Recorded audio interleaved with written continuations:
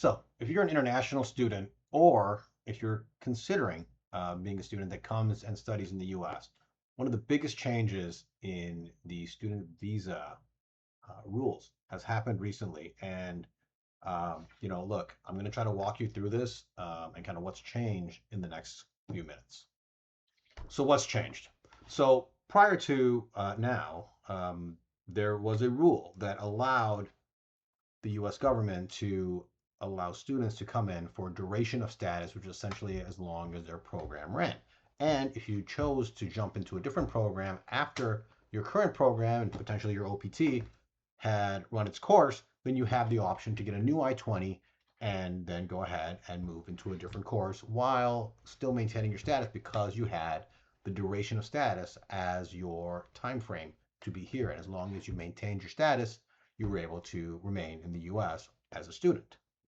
So on July 17th, 2026, the Department of Homeland Security published a final rule, which essentially is stating that they're going to cap the amount of time that students can come in to 4 years, and that the end date will be printed on your I-94 as well as your visa. And what that also does with this cap, it doesn't prevent you from continuing your education, but you would need to reapply for a new student visa at the end of your 4 years that you were granted upon your entry or upon your change of status.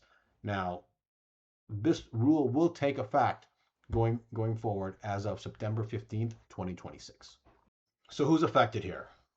Well, everybody. So if you are applying for a new student visa, they're going to cap it at 4 years. Or if you're doing a change of status to a student visa, they're going to cap it at 4 years, depending on your program. And if you are currently on duration of status inside the US, and that's what it shows in your I-94, that will change as well. And from that point on, you'll be capped at up to 4 years.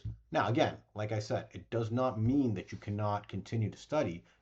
For instance, some PhD programs can take more than 4 years. However, you would need to do basically an extension of your student visa and apply again, do your biometrics again, and pay all your filing fees again with your I-539 in order to continue to maintain lawful status within the US as a student.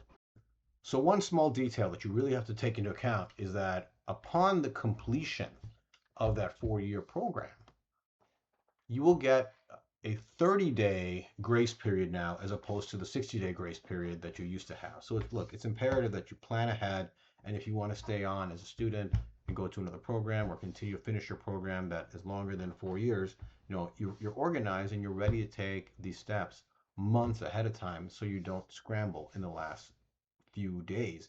And now that it's moved from a 60-day grace period to a 30-day grace period, you have to be very careful, because if you're 31, 32, 33 days over thinking that it was 60 days, you're going to be out of status. So please be careful. So now let's look at the bigger picture here.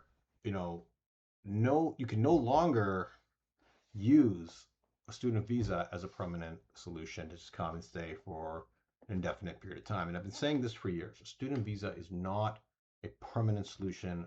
A tourist visa is not a permanent solution. Any temporary visa is not a permanent solution. You really need to plan ahead if you want to stay here permanently and have your family's future be secured. With the new fixed dates and extensions that have to be requested and approved each time, relying on renewal after renewal after renewal, you're going to add risk to whether or not you can stay here and ultimately whether or not you can keep your status. And, after a certain number of renewals, the government is not going to keep renewing visas if they think that you're abusing the system.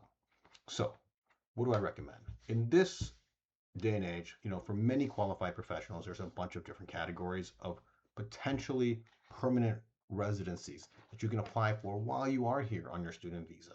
One of which is to have a sponsored visa through an employer.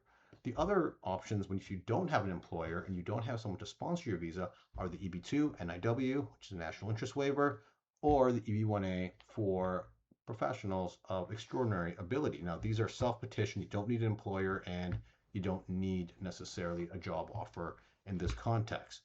What I will tell you is this: the difference between living deadline to deadline and renewing and hoping it all works out and building a stable future for your family is immense. The security matters, but also, especially for those of you who have children, you want to make sure your kids can stay in the schools they're in and they can have their future assured. You don't want to hope every reapplication, every renewal will get approved every couple of years. You need a permanent solution so that you can build that future for your family here in the U.S. So, at our firm, Rataz Law, we have helped so many qualified professionals understand the path that makes the most sense for them. And we have an extremely high approval rate because each case is custom built and each case has to be addressed with the understanding that this is the future of a family. So we do the work correctly, and that is why we have the approval rate that we do. So with that in mind, if you want to understand more about your options and what you can and can't do before this change complicates your planning going forward, schedule a consultation with our team. The link is below. The earlier you plan this, the more likely you are to have a smooth path to your ultimate future. Thanks.